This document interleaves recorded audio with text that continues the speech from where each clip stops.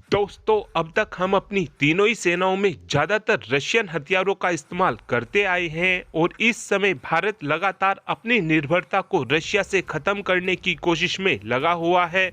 और इस समय हम अपनी तीनों ही सेनाओं को ज्यादातर स्वदेशी हथियारों को देने की कोशिश में लगे हुए हैं या फिर अपनी तीनों ही सेनाओं को ज्यादातर यूरोपियन हथियार देने की कोशिश में लगे हुए हैं। अब तक हमारी वायुसेना की तरफ से क्लोज कॉम्बैट मिशन के लिए रशियन मेड R-73 मिसाइलों का इस्तेमाल किया जाता था, लेकिन अब R-73 मिसाइल को भारत यूरोपियन एसराम मिसाइल से रिप्लेस करने की पूरी तैयारी शुरू कर चुका है। जब से भारत ने जैगवार एयरक्राफ्ट को डैरन 3 में अपग्रेड किया है, उसके बाद से ही इन एयरक्राफ्ट में इस्तेमाल करने के लिए भारत की तरफ से 384 की संख्या में एसराम मिसाइल का ऑर्डर एमबीडीए ग्रुप को दिया गया था।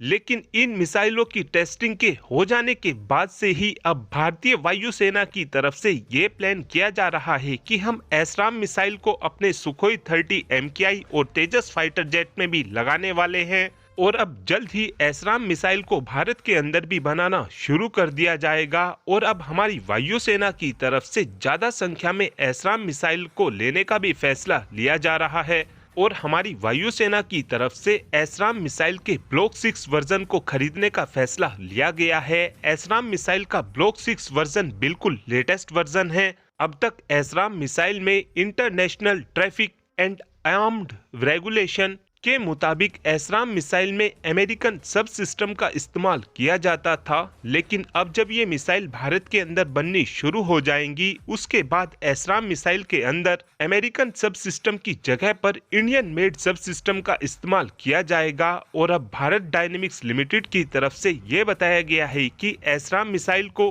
बानूर यूनिट के अंदर बनाकर तैयार किया जाएगा और इन मिसाइलों को हमारी वायुसेना के लिए तो बनाया जाएगा, साथ में इस मिसाइल को आने वाले समय में भारत की तरफ से एक्सपोर्ट भी किया जा सकेगा, क्योंकि इस समय देखा जाए तो बहुत से देशों की तरफ से एसराम मिसाइल का इस्तेमाल किया जाता है, जिसके कारण इस बात के पूरे चांस है कि भविष्य में भारत को एसराम मिसाइल का एक बड़ा ऑर्डर भी मिल सकता है। एसराम मिसाइल की यदि कुछ खासियतों की बात की जाए तो एसराम एक short range air to air missile है। इस मिसाइल की रेंज 25 किलोमीटर प्लस है और इस मिसाइल का वजन 88 किलोग्राम है। इस मिसाइल की लंबाई 9.6 फीट है और इस मिसाइल का डायामीटर 16.6 सेंटीमीटर है।